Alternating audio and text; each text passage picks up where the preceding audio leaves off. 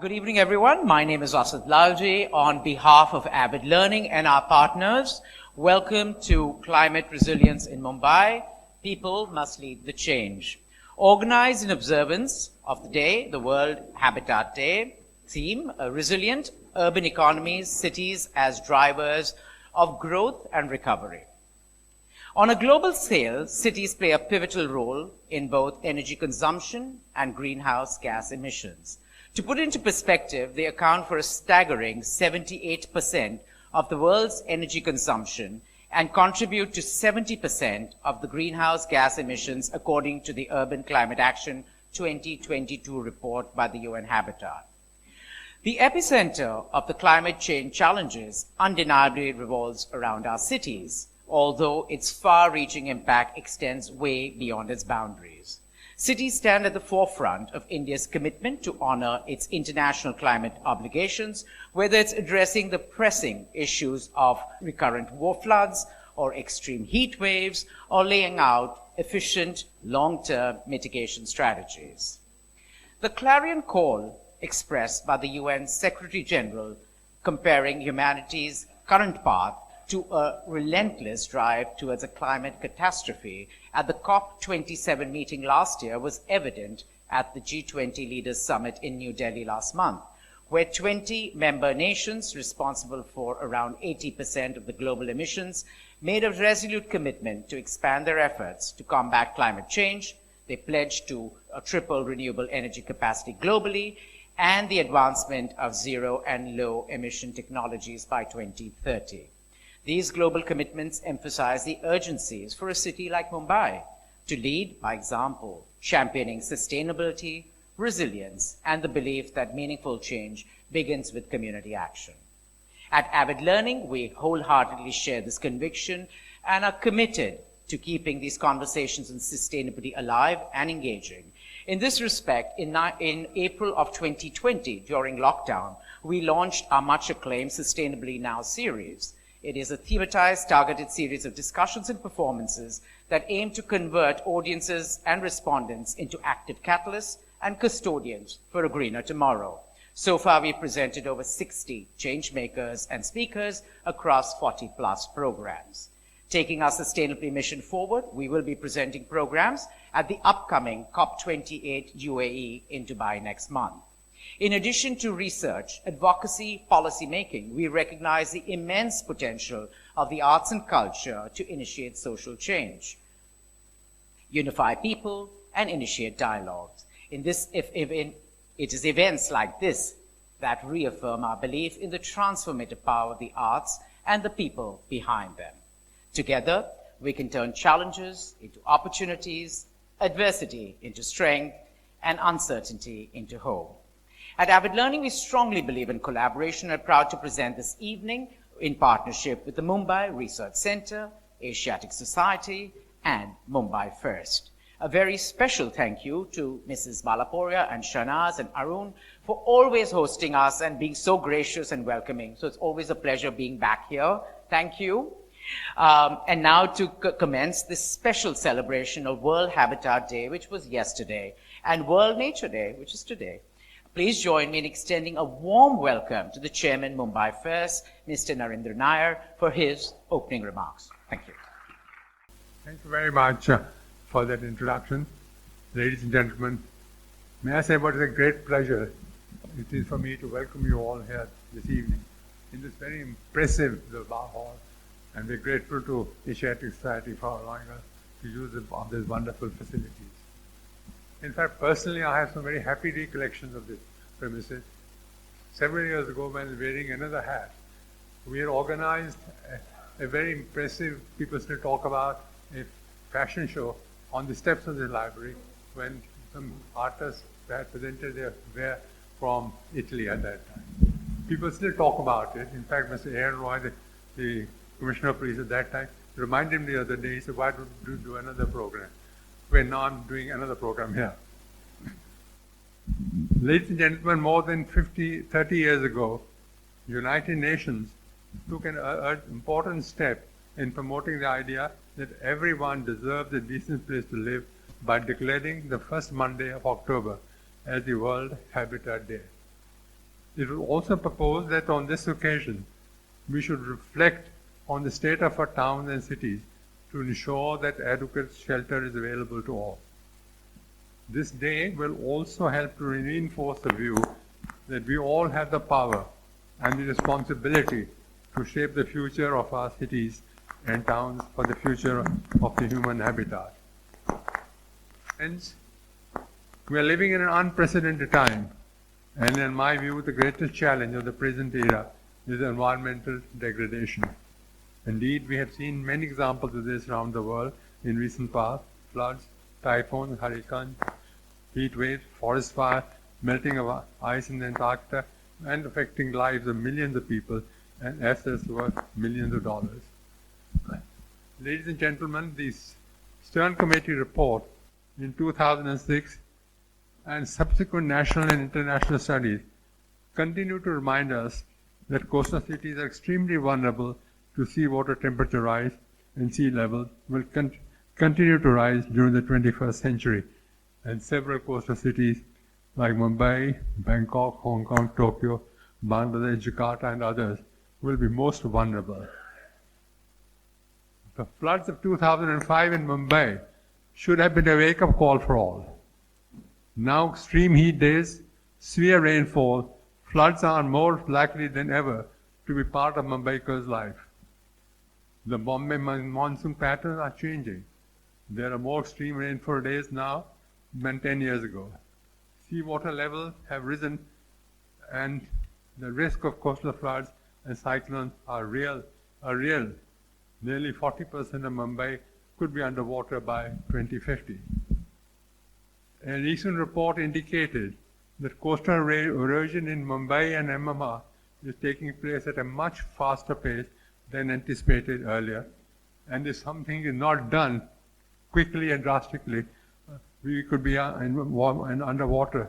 Marine drive could be underwater by 2050. Ladies and gentlemen, we are very concerned by the future of our city. And in the Silver Jubilee year of Mumbai First, we identified climate action as one of our core themes and organized conferences dealing with climate crisis, and the most recent one in line with G20 key focus, climate change and sustainable development, including socio-economic issues as the nexus of sustainable development goals. In May 23, few weeks ago actually, our Global Coastal Cities Summit brought together experts, bureaucrats, and climate scientists to devise strategies for sustainable and resilient coastal cities. The conference was supported by the Government of Maharashtra, European Union, World Bank, Resilient First from London, Kingdom of Netherlands, Asian Development Bank, amongst others. Our recommendations have been forwarded to the state government and the G20 Sherpa in Delhi for inclusion in the G20 documentation. We hope that the authorities will take due notice of our recommendation. Ladies and gentlemen, last month we were alarmed to learn that 389 trees in Malabar Hill are proposed to be uprooted. It is incomprehensible to us that while our Minister of Foreign Affairs and the G20 Sherpa were negotiating hard in Delhi to arrive at a consensus for the G20 New Delhi communique, which included several commitments to protect our environment, and we in Mumbai, the Tree Authority, were blatantly giving permission to uproot 389 trees. This decision flies in the face of India's commitment at the G20. More importantly, on this occasion, the Honorable Prime Minister, together with the G20 world leaders, have launched a special mission together for a greener future. What we are trying to do in Mumbai is quite the opposite. I am also reminded of the words of President of Brazil while taking over the presidency of G20 for next year. He observed last month in Delhi, and I quote, "Climate change is not a joke. We have to urgently take care of our planet," unquote. And he said this will be his agenda during his presidency. Yes, indeed, we have to act now and act fast, as time and tide wait for no one, and we must do something to save our city. We do not have to remind that cutting down trees contribute to emissions and climate change and extreme weather events which affect our cities. By destroying nature's mechanism, we are reducing the Earth's ability to deal with high carbon concentration.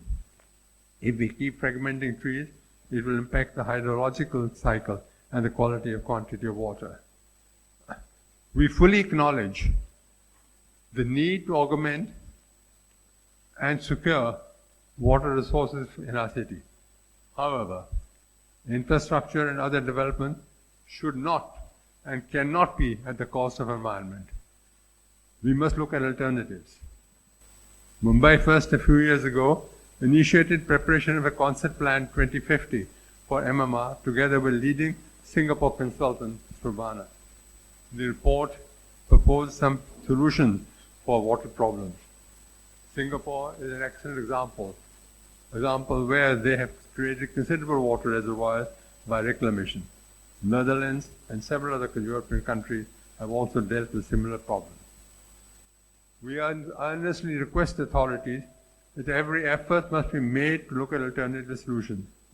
We are willing to work with the authorities in this matter and find an environmentally acceptable solution. We are encouraged to see the 200 people present here today, which demonstrates the keen interest in the subject climate resilience in Mumbai. People and must lead the change. We cannot assume that things will take care of themselves. Indeed, all of us must need to take responsibility and get better understanding of the issues and get our colleagues and communities involved in tackling them. After all, we have an unwritten commitment to our own future generations, and we need to do everything possible from our side to leave behind a city that is livable at least, if not a better city. We cannot afford to sit back and expect the government to do everything for us, and here we in Mumbai first are committed to work with the authorities in whatever way possible. We have today very distinguished panelists, and I'm grateful to them for joining us, and experts in their respective fields. Together they will shed light on how we as citizens can actively participate in safeguarding Mumbai's future. Allow me to express my heartfelt gratitude to them. You are the strength of our city. Ladies and gentlemen, I thank you for joining us today, and thank Abbott for partnering with us. Much appreciated. Thank you very much. Thank you, Mr. Nair, for those words to set the stage that promises to be a thought-provoking discussion. This brings me to our distinguished panel of speakers, each bringing a unique perspective to the topic of climate resilience in Mumbai.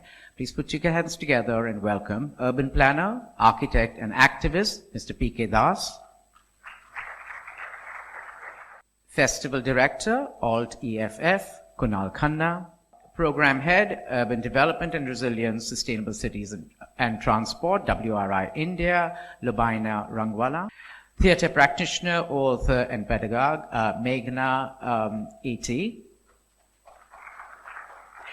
And our moderator for the evening, journalist, writer, and editor, Vaishnavi Chandrasekhar.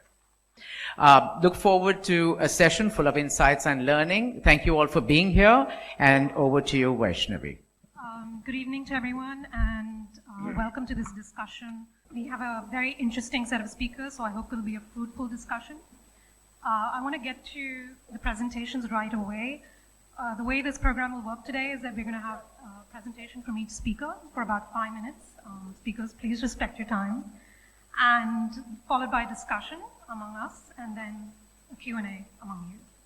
So to begin with, can I ask Lubaina Rangwala to start with your remarks?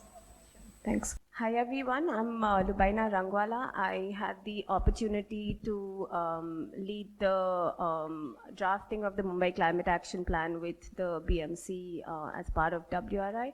And I'm going to share a few snippets of the assessments we did for the plan, just to set the context for today's panel. Essentially, just to show you guys the Mumbai map, right? And just to orient everyone, I'm sure we have a diverse audience today. So the city is essentially it is an estuarine landscape that basically has a 146-kilometer long coast that runs from the east to the western coast, with series of creeks, bays that are embedded across the coast. Healthy mangroves on the Thane side, sandy beaches on the western coast, and over the years, and of course the Sanjay Gandhi National Park in the center. Over the years, these ecosystems have pretty much protected the city from increasing climate hazards over the years. But increasingly, urbanization and in the ways in which the city is developing has definitely increased the impact of climate hazards on people in different neighborhoods. And that's something that we have tried to sort of put in the center of the ways in which we have assessed vulnerabilities in the city, and therefore, suggested mitigation and adaptation actions in the plan. Next. So essentially, in a nutshell, in Mumbai, there are two ways in which most of us live, right? There is the almost 50% or more population that lives in informal settlements, and with extremely low consumption and reliance on infrastructure and amenities, and formal housing that is increasingly becoming much more dependent on mechanical cooling and ways of operating that have much higher emissions. These are, of course, because of the ways in which they are developed, much lower in terms of the impact of climate hazards on their everyday life. But in slum communities and informal settlements, a large amount of the impact of climate hazards is being seen. The idea of uncertainty is really embodied in the everydayness of climate hazards. So sort of a 100, 150, 200 rainfall event, which now the city has engineered themselves to. You have our city's leaders coming on public platforms and talking about how, so even up to 300 the city has engineered its stormwater drainage systems to manage really extreme events. But these are almost fatalistic in some of these communities where the infrastructure is not built up, right? So 100 or 150 rainfall event that has lashing, extremely high wind speeds could land up in a landslide event in some hilly terrains of the city, resulting in fatalities. Whereas the rest of us are, talking about the chai pakoda weather in Mumbai, right? So that's the extreme sort of the spectrum in which we embody or experience climate hazards on a day-to-day basis. Just to show you guys the difference so we created, as part of the vulnerability assessment for the city, we created a series of these partial maps, and to talk about the impact so heat particularly is very stark, right? Because most of informal settlements have very, very poor green cover. And because of the kind of materials used to build their houses, the impact of land surface temperature is almost 5 to 8 degrees on average, difference between neighborhoods that are almost 500 meters or a kilometer apart. Simultaneously, 35% of Mumbai's population is potentially exposed to flood risk because of the ways in which the city has developed, not really respecting the natural terrains and the natural drains. And therefore, every time there's a flood hotspot, essentially the approach is to engineer the hotspot and resolve it for that moment, but it essentially relocates the problem elsewhere. So really the systemic approach that the city needs to really think through in terms of resolving at a catchment level how that estuarine landscape needs to function and continue to drain into the sea or hold in some places, thinking about sponge infrastructure. These are ways in which we haven't really been able to think through the landscape. My last slide just basically talks about the coastal risk angle, right? I don't think the text is visible below, but basically based on the current data that we had access to, it was difficult to really project a very strong or confident increase in sea level rise, which a lot of the climate models across the world are projecting for Mumbai, and Mumbai was, seen as a case study as part of the IPCC assessment report 6 on adaptation. But there are very clear sort of things that are happening along the coast, right? Sea surface temperature is increasing. It is increasing the number of tropical cyclones that the city is seeing. So therefore, the coastal risk is definitely increasing. During a cyclone event, so we basically looked at the tide information for Taukte as well as Kian, and both of these, during both of these events, the tide height was almost a meter above the mean sea level, and most of Mumbai actually is, at mean sea level, with many, as I explained in the first map, many areas that are actually reclaimed and therefore very prone to waterlogging and flooding. So this is, broadly the kind of landscape in which we are living in. And really the kind of, where I would want to end is we're about a decade away from the review of the next Mumbai development plan, really. And so I think it's very important to be able to have some of these conversations. So really, thank you to Mumbai First for having this conversation, because it gives us 10 years of time to really embed these ways in which we experience risk in the city's development and land use plan, and, take this. Thank you, Lubaina. I'd like to ask Kunal to talk next a little bit about his experience in Melbourne, which is another city that's going through climate risks and hazards. Thanks for having me today. When we start talking about resilience, it's really important to start to understand the system's perspective. In the urban environment that we depend on is essentially a complex adaptive system, or put more simply, the self-organizing system. We can change some little bits of the system, but the system will self-organize around this change. Sometimes you can predict what this self-organization and change will be, sometimes a little bit difficult to predict, and sometimes the response comes as a complete surprise. So what is the requirement for a complex adaptive system? There are 3 key requirements. The components of these systems need to be independent, and at the same time they need to be interacting with each other. There needs to be a presence of a selection process at work. What that means is these components and the interactions are leading change to take place within the system. And there's always variation and novelty that is constantly being added within the system as it progresses along time. I'll just use a couple of simple analogies to explain that. So when we look at an old style watch, it's a set of tiny intricate cogs and springs, often consisting of many, many pieces. However, the individual pieces are not independent of each other. Rather, they depend on each other in a very unwavering way. Additionally, there's no selection that is taking place, or there's no selection work that's happening amongst the pieces, and the pieces don't actually change over time. So whilst this system is extremely complicated, it's a complicated machine, but it is not a complex system. Now consider a farm. Although it might just produce one item, the farm is far from simple. The farmer, the farming practices, the crop, the soil that it grows in, and the market that the produce needs to be sold in are all individual elements that are interacting with each other, but also evolving independently over time.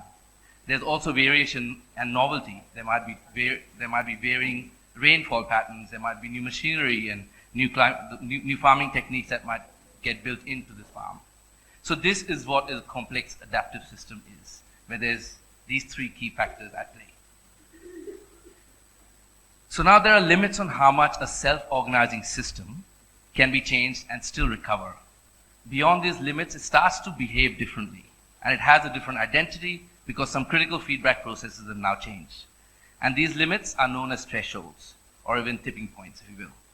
Not all thresholds are the same. Sometimes you can cross a threshold and cross right back. Consider water. Once you go under 0 degrees, it might turn into ice, and once you raise the temperature back up, it will easily move back into water. Sometimes there's a large step change in this transition. Consider a landscape that has lost 90% of its native vegetation, and below that threshold, there's a loss of a suite of native animal species. However, provided that these species have not been lost entirely from the whole region, restoring the landscape to a level more than 10% of the native vegetation may allow for that re-establishment of these species. But sometimes, thresholds involves a hysteric effect. In some cases, it's impossible to return back to the state that it was left in the first place. Consider glacier melt or youth that are leaving a village. Once it reaches a critical mass, this village might become completely abandoned. Thresholds are very difficult things to deal with. They come in different forms and are hard to spot until they have been crossed, and sometimes it's too late. Next slide.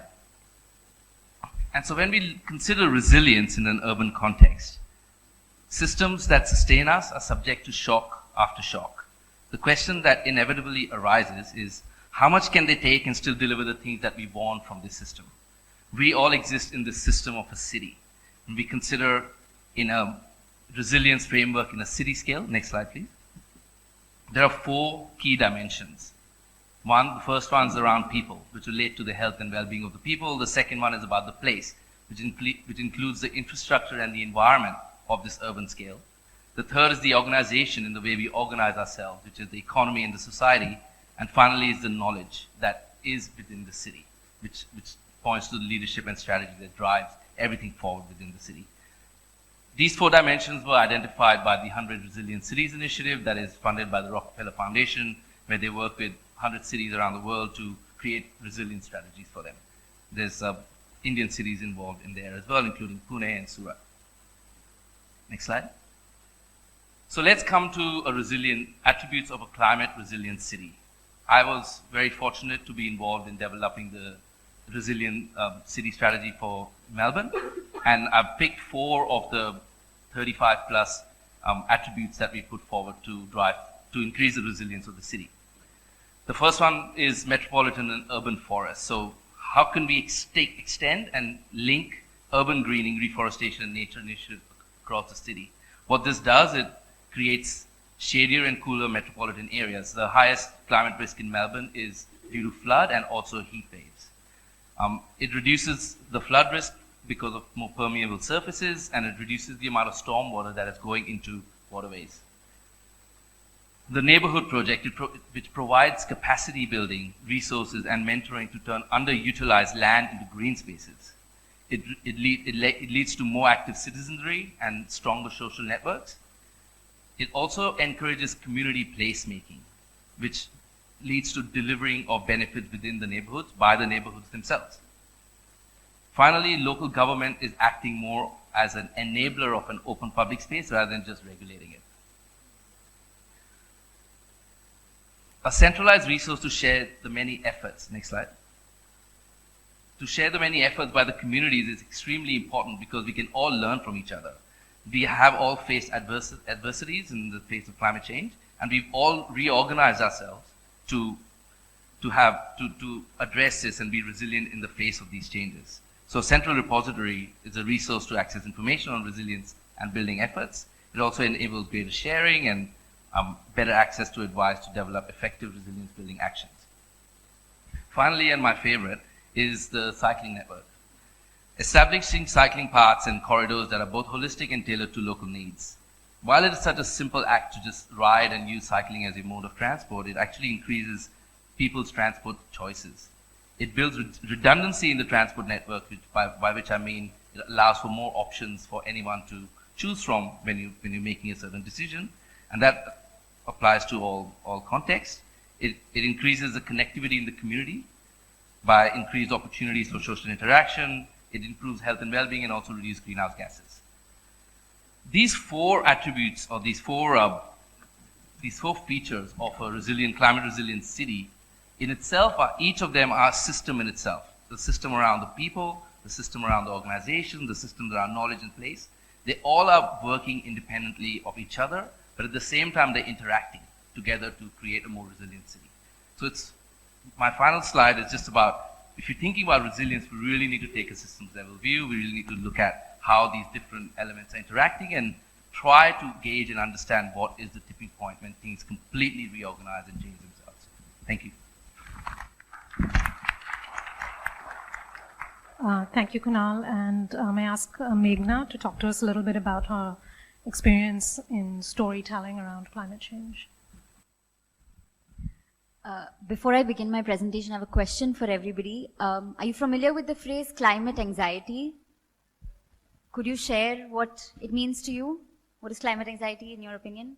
Okay, it's not a disorder, so to speak, but it's the experience of anxiety, which all of us have, but very specifically related to the climate. And that anxiety can come in the form of anger or frustration or helplessness or sadness or grief in the face of learning all of these things. So now that you know a somewhat very vague definition of climate anxiety, how many of us here have it? Okay, how many of us experienced a spike after entering this room? Okay, so I'm a theater artist. I don't have 1/5 the knowledge that all of these people have in their fields. I'm just a regular person who was raised to be climate anxious. My mother is incredibly climate anxious. I have always been climate anxious. And I've always prided myself in being up to date and keeping up with the news. But the more I read the news, the worse my climate anxiety got. So I kept doing more and more things to reduce my climate anxiety. I only take public transport. I reuse water in my house. I only take bucket baths. But sometimes plays end late at night. And at 11:30 p.m., maybe I have to take an Uber. And then I sit in the Uber and I cry because my carbon footprint got huge. And I feel even more anxious than I did before. And then, of course, my logical brain says, but Meghana, carbon footprint is a lie made up by Shell. That doesn't matter. My anxiety doesn't listen. That is the basis on which I have made a show which is called Plan B, C, D, or E, which I jokingly call a guide to surviving the climate crisis. It's a satire. It's an interactive performance where I say that the co-author of the show is the audience. So this is the synopsis of the show, but briefly, it starts in 2019. That was when I had my first show, when I came across one of those global projections of how much Mumbai will be flooded. And of course, it's all red by 2050. And in 2019, I realized that in 2050, I would be the same age that my mother is today. And my mother gets to live in a beautiful Mumbai where she can go and see Marine Drive and Carter Road. And I want to see those things too. I would like to still be in a city that's not underwater. When I came across that news, I kept looking up for more research about it. I kept looking for news articles about it. I kept looking for the conversation about it. And it was so limited. There was conversation, but it was in these very scientific circles and scientific language that I, a bachelor's in sociology and anthropology, could not understand. So I began doing more research, and that became the basis of my show, where I share some research about climate predictions for Mumbai and the world, but specifically Mumbai because I'm selfish and I want to save my house. And then I don't see much action happening. I've known about climate change since I was at least in the 3rd or 4th standard when we learned about the greenhouse effect. And since that tiny age, I've been hearing, we must act now, and the time to act is now, and I'm waiting for the action. So I say that, okay, you know what, I don't have any actual skills, I can't do research, I can't build a climate resilient city, but I'm an imaginative person, so I've come up with these plans to survive. And the plans aren't perfect because I'm a theater artist and not an engineer or a researcher or an economist. So I go to the audience and the audience helps me with their feedback to make the plans better. Next, please. In the past 4 years, I've done 26 shows in Mumbai, Delhi, Bangalore, Prague. When I was studying there, my climate footprint didn't raise. I went there to study. I was there locally and online. And there have been about 550 or so audience members who have attended the show. People always ask me, like that was one of the first questions Vaishnavi asked me as well, which is how do people respond to this show? And it goes back to the question I started with. I'm so selfish. I'm so sorry, but I'm really selfish. I really think I do this show just to help my own climate anxiety. Because before the show, I have to brush up on the research. I have to make sure that whatever I'm saying is up to date and is accurate to the best of my knowledge.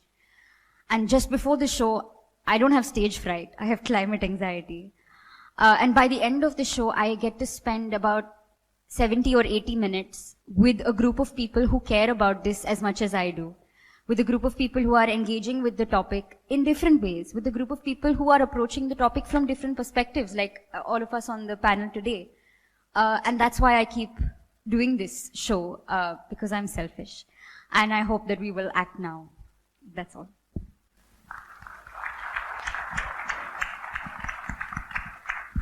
Last but not least, I'll ask PK Das to take us through his project. Thank you, Vaishnavi, Mr. Nair, and all of you here.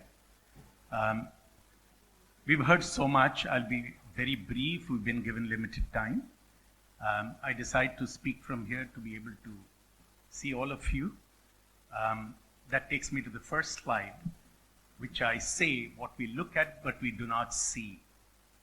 It's a question of recognition. It's seeing involves intervention and response. And we often look at things, but we don't see them because we don't respond and we don't intervene. A number of things. Mumbai is rich with a vast extent of its natural assets, which is truly our defense force to protect us from the vagaries of climate change and weather conditions. You'll be surprised, more than 30% or about 30% of the area of Mumbai are its natural areas. Now that's vast. It's probably very rare any city has this extent of natural areas by multiple elements, as it's listed here. I'll be very brief. Just glimpse of some of those rich assets that we possess, that we don't see. We've turned our backs to it and therefore constantly abuse them, including destroying most of it over the past several years. These are pictures of Mumbai, by the way. Sadly, our new development control regulations, which deals with just 240 square kilometers off the 580 square kilometers of the city area, which is roughly, about 50% or 40% of the area which is developable or buildable. I wouldn't say developable, that's buildable, is now under threat of having no open ground space available at all. The new regulations prescribe placing the open space on the podium, on the slabs of buildings, at 3rd, 4th, 5th, or the 20th level, arguing that those manicured and chewed gardens on the top would be sufficient as a compensation to the loss of the ground area.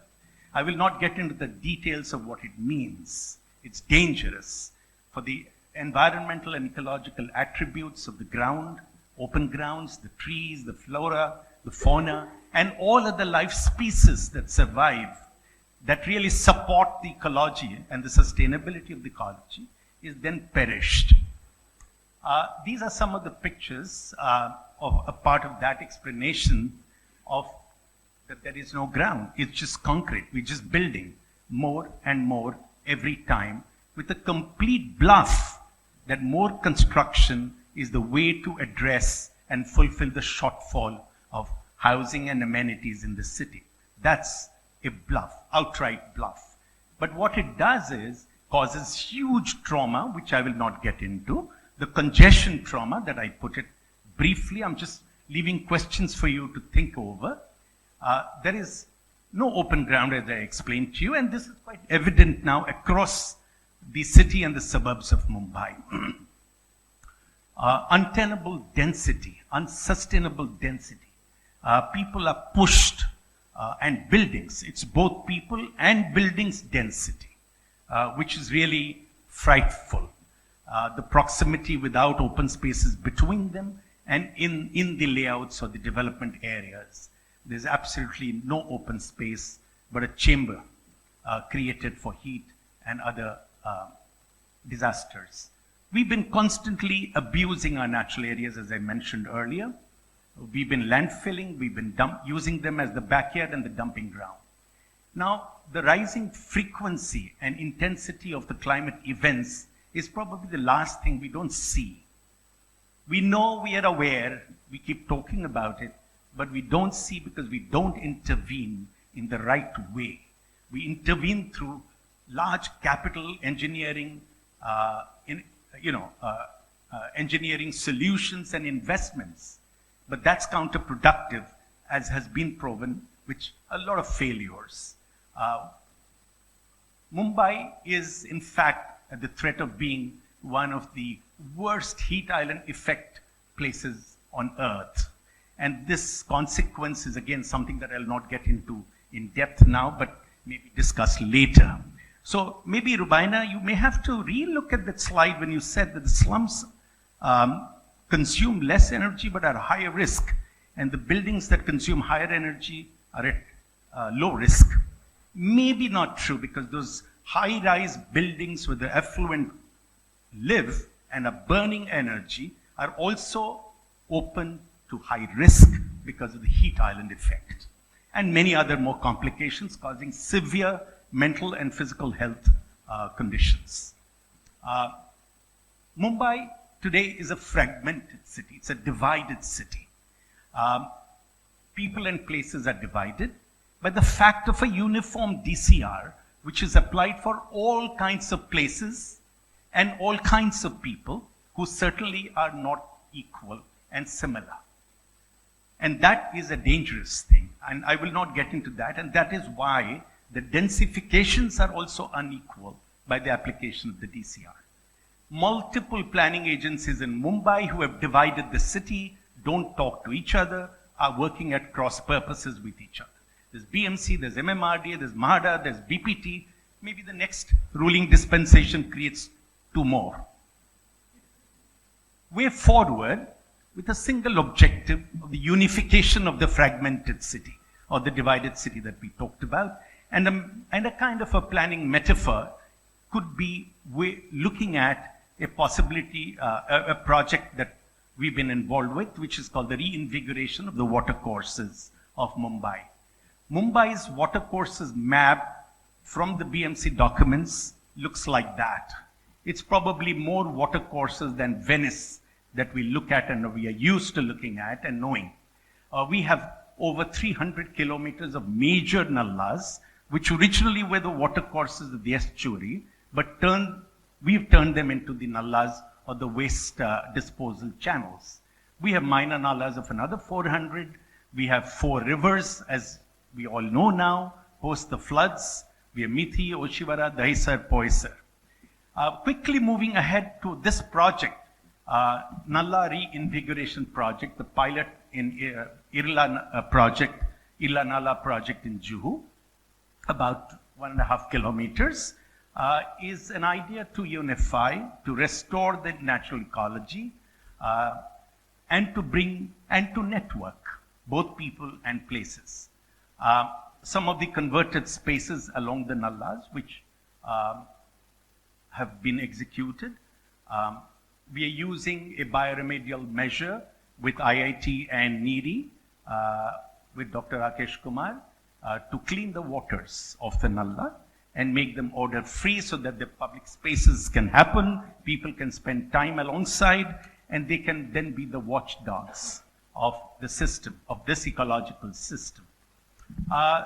This point has been touched upon, the idea of developing urban forests or planting trees, more and more trees, and urban forests, which really would be a significant contribution to climate action plan.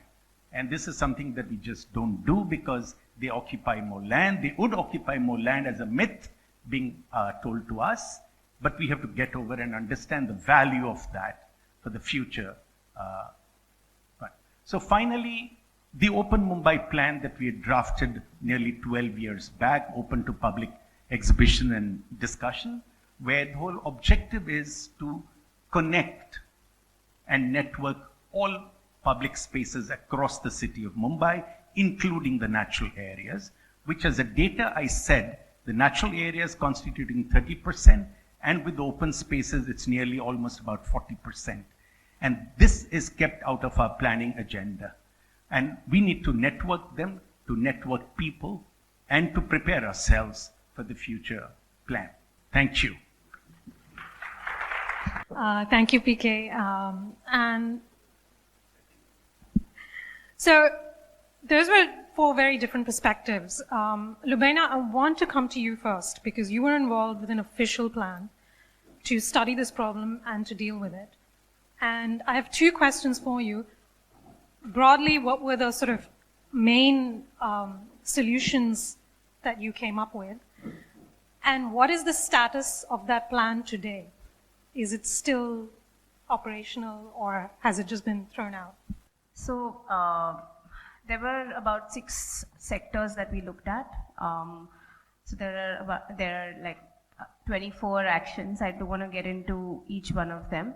But very broadly, I think the biggest kind of on the mitigation side, so the two main asks of a climate action plan is to reduce emissions through mitigation actions and to increase the adaptation potential of a city through adaptation actions.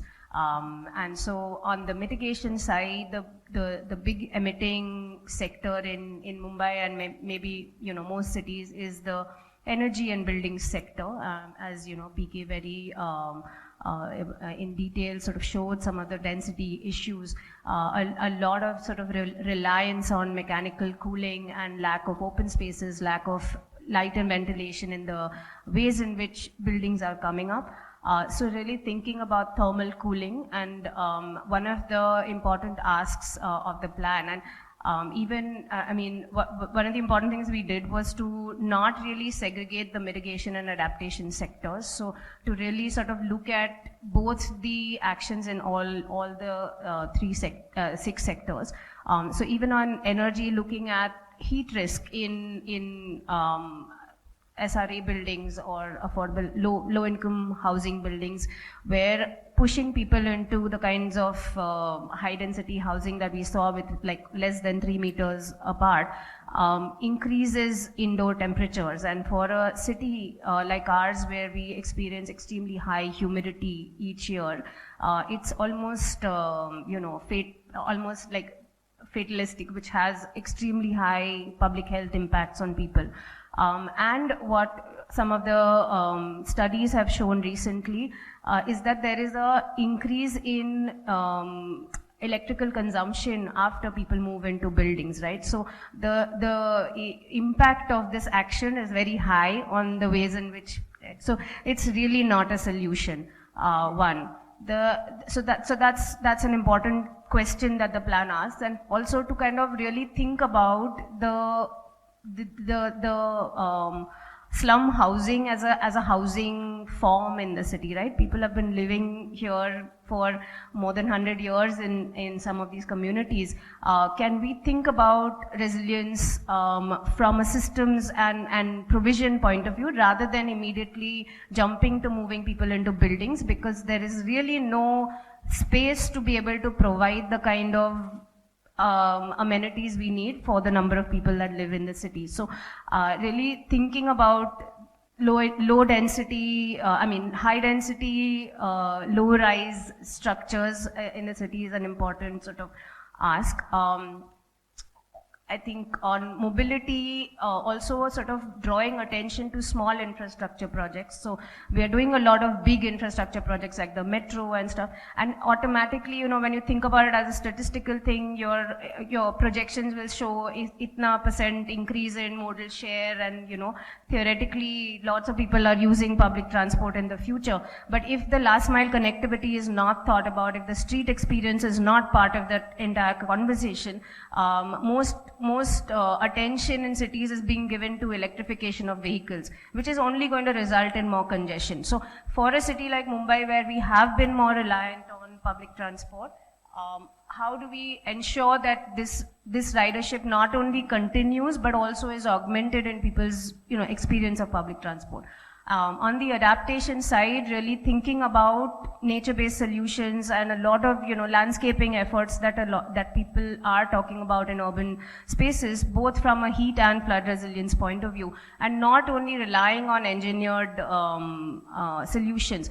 I mean, this is all not discounting the efforts of the BMC. I mean, I think the Stormwater Drainage Department has definitely done phenomenal amount of work to really address the flood issue in Mumbai. Compared to most Indian cities right now, I mean, we've seen the worst monsoon this year, where a lot of the northern cities, Delhi included, continues to see extreme floods every year, but are not being able to understand how to engineer. So some of these things are going to be engineered solutions, but how do you augment those with respecting the natural ecosystems and really sort of build hybrid solutions is something that is not really part of the training of engineers in the department. How do we sort of work together, as planners, architects, along with the department to understand what that hybridity needs to look like? And that is also some of the actions that the plan talks about. Just lastly, also sort of drawing attention on the important issue of air quality and air pollution that has increasingly become a big problem in our city, even though we are a coastal city. And understanding that addressing air pollution, the sectors kind of remain the same, right? You're looking at waste, electricity, and mobility as sectors to address both the reduction in emissions in the air pollution space as well as in the climate space. So, increasing or enhancing air quality has a very immediate impact on people's life, because when you talk about carbon, it's like 30 years later, or something that you do today is going to impact reduced temperatures, because we've already kind of overshot on our time to really act on climate, as Meghna was describing. But if you act on air pollution today, you will immediately, in a span of about a few weeks to a month, see the impacts in your everyday experience of better health and well-being. So really using that as the kind of way to address the same sections. Yeah. And what's the status of the climate plan? So, I mean, there have been, of course, a lot of transitions in government. So it's not like the plan is shelved or anything. It's a vision document. I mean, I think, in my opinion, what has been powerful about the plan is that it is not a statutory document that holds anyone to really, implement it by XYZ time limit. It is a vision document, and I think no matter who the leaders are, the impacts of climate change are real and are in front of every government, right? So it's definitely an active document. We had this last month, the BMC has onboarded 2 consultants to work part of their climate action cell. I think the news will be sort of out in some time. And very clearly are working on actions that are more sort of governance centric. So they are actively thinking about how more of the municipal budget can actually align to MCAP actions, so that it's not that, departments go around. Everyone, I mean, within the department, there are many things around solarization, on rainwater harvesting, urban forests that are being planned all over the city. But how do you ensure that those budgets are being implemented, keeping some of the,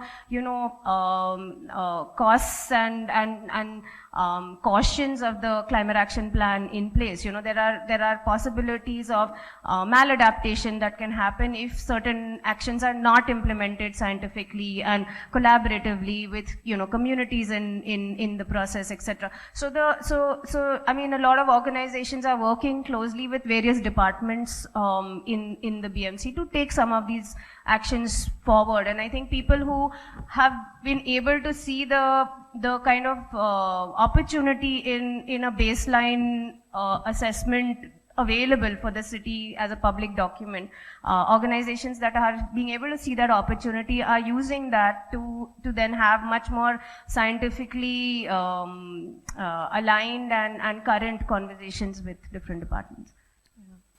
Kunal, you had an experience with Melbourne, but you live here in Bombay today. Are there any lessons from Melbourne that you can see would apply here? Are there any parallels? Yeah, I'd split my time between there and here, so it's really interesting to kind of see both sides as to how two very different cities are approaching the climate crisis. You know, Melbourne is a very small city compared to Mumbai in terms of the size of and the number of people. But what I see really powerful here in Mumbai is the strength in community. You know, we are very used to living in spaces that are quite close together. When there is a calamity or there's a certain problem that arises, we rally behind each other to solve this issue collectively. And I think when we look at resilience, the power and the community coming together to solve these issues and kind of supporting each other, it's actually a very pivotal element of developing more resilient cities. Melbourne is incredible in the way they allow for innovation to thrive within the city.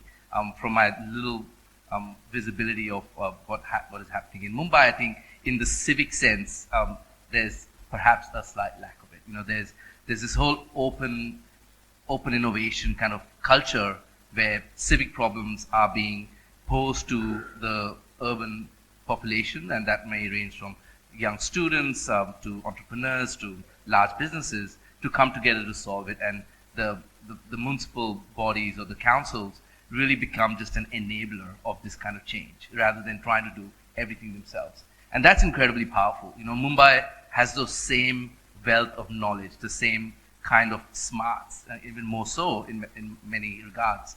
But I don't think we are able to tap into it effectively to make civic action or civic change take place. I think, those are a couple of big observations. I don't want to take too much time because I know we're running late. I mean, speaking of community, PK, you've done a lot of community projects over the years, and this also is a community.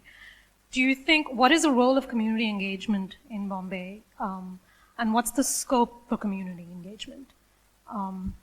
I mean, I think a lot of us here... I think Kunal talked a little bit about that, but let me clarify right at the start that there is a difference between people must lead the change and people must influence change. I think it's our governments who have to take the responsibility and lead the change. And it's people who will influence that change. There's a difference in that. Very often we take community action or intervention as a substitute to government's performance and responsibility. That should not be understood as such. That's dangerous. Because then, why have a government? Why have an election? Why have a democratic elected system? We then abandon that. So that's just a bit of a clarification right at the start.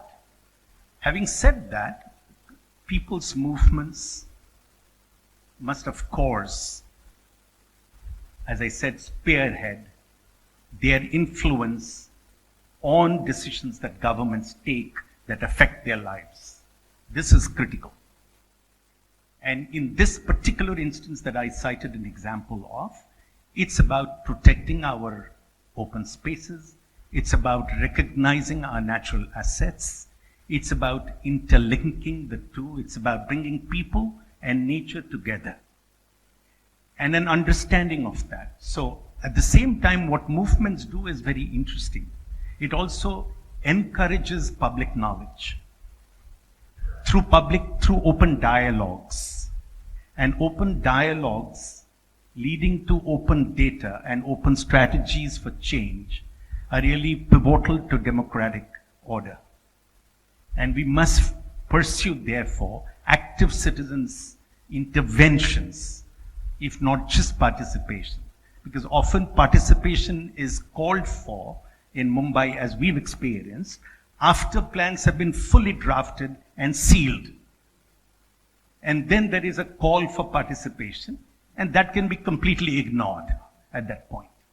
But it's ticked that there was participation, and examples are cited to how good the participatory system was by the corporation. I'll give you a very small example to end with. which is frightful.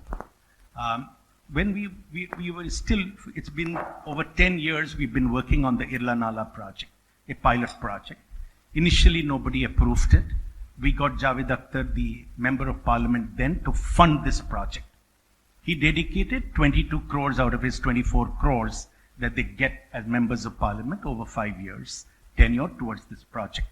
Incidentally, all the projects that we have implemented, whether it's the waterfronts of Bandra, Carter Road, or wherever, have been all funded through MLAs and MP funds and executed through public agencies like MADA, BMC, and PWD, and so on and so forth, but with strict community vigilance over expenditures to implementation to quality of work, etc.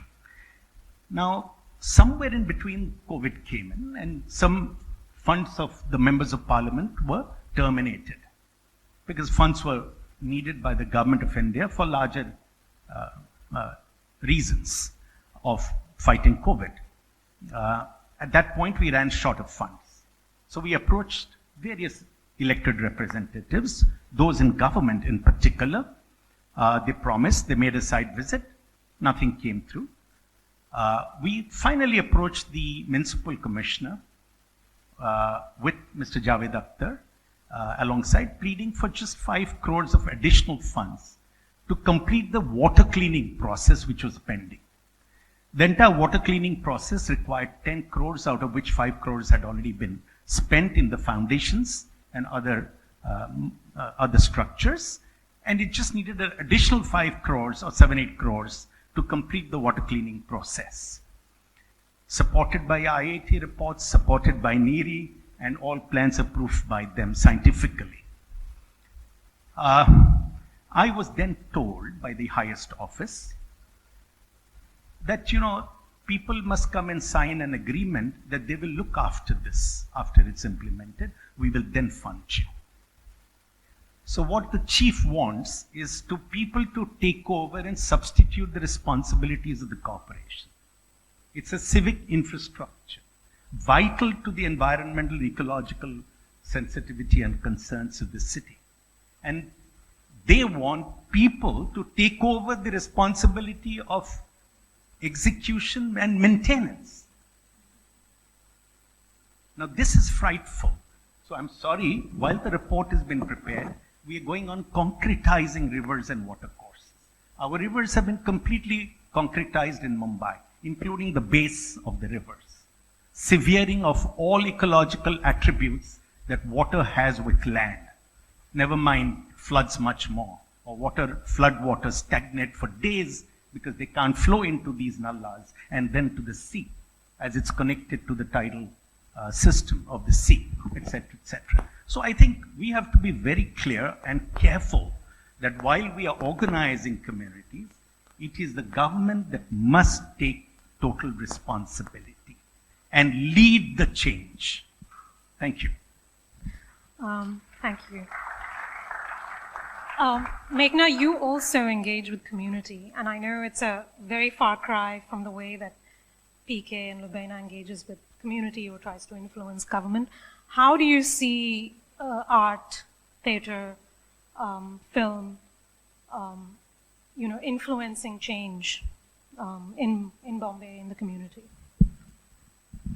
Yeah, this is a question I ask myself all the time because I'm anxious in every regard, not only with climate. And I wonder if I'm having any actual change, whatever that may be. What I do know, what I can confirm, is that I don't think watching one play, reading one book, watching one documentary, one film changes anybody's mind. I don't believe that is possible. I do believe what a piece of art can do is change the nature of the conversation in your head. It can turn something that seems very scientific and inaccessible. That was my first response when I start reading, this kind of work that you people do. It overwhelms me because I think, I don't understand science, and I close the tab. And then I build up my courage again and I reopen it and I realize, no, actually it is accessible. It is possible for me to understand. It just takes me a little more time. And so what I think that we can do with film or with theatre or with any other art form is the conversation can become more accessible. And so I have so many people who come for the shows who say, I have never spent this much time thinking about climate without having a breakdown before. Or I didn't know these specifics. Like, I knew climate change is happening and I knew sea levels are rising, but I didn't realize this was the pace it was happening at, because I read the headline, feel overwhelmed, and keep scrolling, because every headline is constantly assaulting you. Which is also why I choose humor.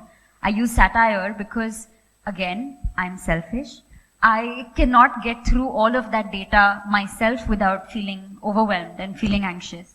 So I need to joke about it and I need to make light of the situation so that I can get through it, and hopefully that helps the audience as well. I do not believe I'm changing anybody's minds. I do believe, though, that I'm maybe adding more nuance to an existing conversation these people might already be having in their heads or in their lives, and maybe I'm helping them access some more knowledge and research, and that's as much as I think I'm capable of doing. I do think there are other documentaries and stuff. I mean, for example, Al Gore's, it is just a documentary, but it had such lasting impacts on the cultural conversation. So there are definitely some pieces of art that do have bigger consequences. Yeah, so just following up on what you said, film is an incredibly powerful medium, and yes, it definitely allows you to go into the nuance or on a whole range of conversations and topics and issues. But what's really powerful about film is it is a medium of storytelling. We have this room of 200 people here, and we are all perhaps already engaged with the climate narrative of some way or form. But there's 20 million people out there. How do you talk to them about these issues? How do you engage them to kind of learn about the problems that we all will face in the next 10, 20 years? Film is very accessible. The way stories are told, it's perhaps entertaining. So it really allows it to get these narratives and these nuances into conversations, into the perspectives. Furthermore, film has the power to transport you to somewhere very far away, which otherwise you may never be able to. You can share stories of resilience, stories of hope, and stories of innovation that's happening somewhere completely different, but might be relevant to our context as well. It might be something that we may not have thought about. So these kind of mediums, while they are still at the fringes, it's really important to bring it part of the mainstream narrative as well. And festivals or Living Things Environment Film Festival essentially trying to do that. We bring films from all over the world, most of them being India premieres, and we run a decentralized model where we host these screenings all over the country over a period of 10 days, and also host it online for a complete free-to-air access pay-as-you-feel model. So we've from the data and the research we've done, we're hearing individuals and our audiences say that they have changed their behavior, one or two little things after they watch the film. And that's happening more and more. We all know that there's a climate crisis, but what is the scope of it? How does that affect us? And films and these conversations like these really allow us to make that connection. Thank you. Any questions from the audience? Hi, good evening, everybody. Thank you for a wonderful session. I'm Hitakshi Sehgal. I have a doctorate in environmental health sciences in public health. And I did a study myself looking at neighborhoods. So when you all were talking about neighborhoods, and most of the time we tend to talk about health effects in terms of heat or air pollution. My study was looking at hypertension and in neighborhoods, 4 neighborhoods in Mumbai. And the effects are varied. And it's interesting when Meghana says that, I'm not as precise as scientists because some of you are engineers here. Nobody is precise, Meghana, let me tell you that. And the anxiety is really not worth it. Let it go. We're all going to drown. And, at whatever age. The question here is survival, right? It's about survival of the fittest. And how do we plan to survive this? What are we going to do about it, right? And you're doing a great job, I think. So, and again, we had some discussions about whether those in high rises are suffering more or less. And Lubena had a different view. Mr. Das had a different view. Everybody suffers somewhere, though, in the cadre, when we look at the hierarchy, definitely the poor have a shorter lifespan and they're going to die sooner than the rich. And the other way of putting it, that the rich will suffer it a little more than the poor. So it's all perspectives at how you look at the data. However, one of the questions that we do need to address is that, all said and done, it is the megacities that are going to also offer opportunities to curb the climate change effect, right? Because when we look at what opportunities are there when people live in large numbers, then we don't seem to be exploring that opportunity enough, right? And you all are working in architecture and planning, and urban planning gives an excellent opportunity to actually curb climate change effects to some extent, right? Because taking an Uber, taking an auto rickshaw, taking a metro or a train are small things which we all know are not contributing in any way, right? What is the main action is the fossil fuel. So some talk about opportunities that Mumbai offers for curbing climate. Yeah, hi. Thank you very much. It was all very interesting. The last gentleman, I'm sorry, I didn't get your name. You mentioned 4 organizations that were independently responsible for various stuff that's happening in the city, but there's no one overarching organization that allows everybody to then follow one pattern, right? So you saw all the pollution rising because of this. How does one,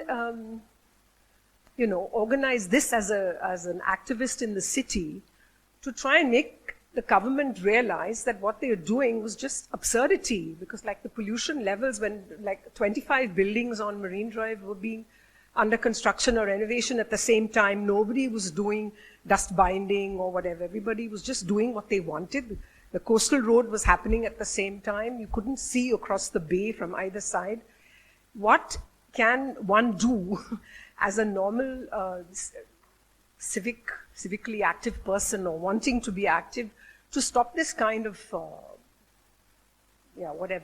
government arrogance that they just do what they want and we have no say in the matter? Well, this is not going to be the magic answer. Nor can any answer be prescriptive. But the only way to move forward for us as people is to organize ourselves, is to come together in larger numbers as possible.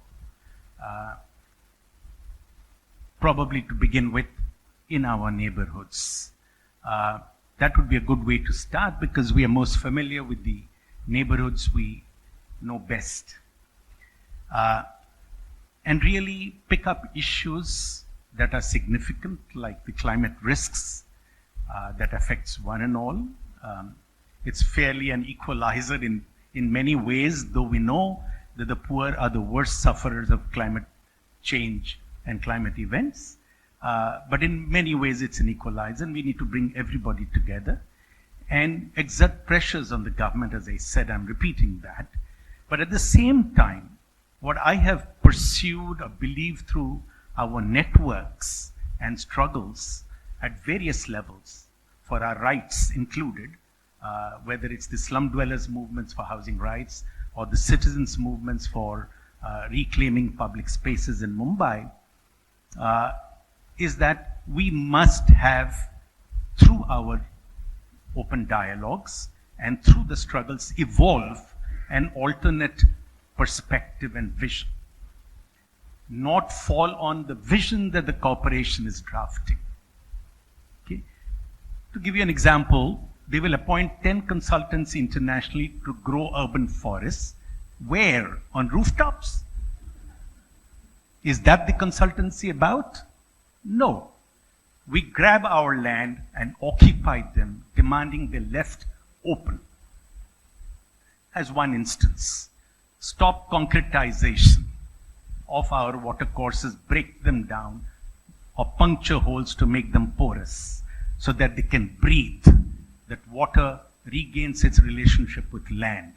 So this, grow trees. Don't let a tree be just butchered.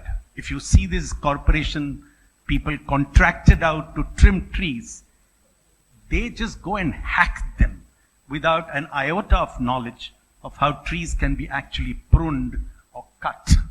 Even cutting is scientific. So they are destroyed.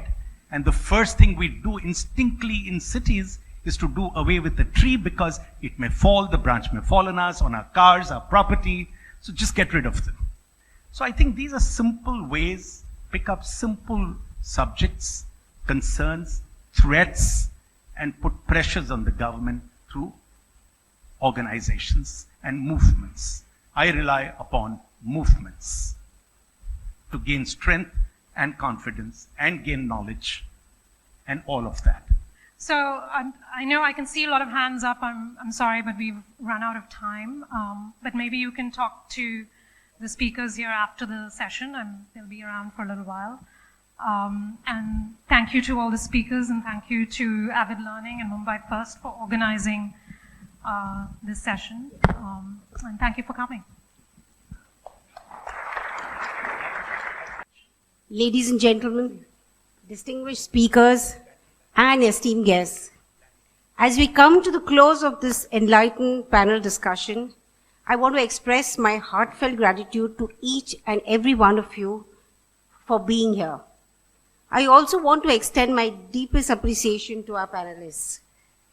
Mrs. Lubaina Rangwala for sharing her assessment on what makes Mumbai vulnerable, to explaining climate change and shedding light on what this means for vulnerable communities. Mr. Kunal Khanna for summarizing the complexity of the challenges we face and the breaking down what resilience means to the city, not only and what we can emulate from Melbourne. Ms. Meghna, for showing us how art and creativity can help us face our anxieties. And I'm really amazed that, you all of us, even sitting here while we're all aware, I don't think we really count our own carbon footprint every day. I'm really impressed by what you're doing, just as one person, to trying to make the difference, whether it matters to the entire world. Each one of us, if we do something, I think it'll be great. And Mr. Pikedas, as usual, thank you so much. Just seeing the passion that you have for the city and what you do for us is mind-boggling. Thank you for reminding us of our own responsibility to intervene in meaningful ways and to demand responsible action from decision makers, not just what we will do, but that we need to demand that the government needs to lead the change. Vaishnavi, of course, thank you for guiding this exchange of ideas with your deft moderation. A very special thanks to Avid Learning and the Asiatic Society of Mumbai for their support. Lastly, please also join me in thanking the Mumbai First team, including our chairman, Mr. Narendra Nair, our board members, Roger Pereira, Radhika Nath, our CEO, Satish Kumar, and his team, Revati, Jenny, Prayag. Good evening, and thank you to all for being here.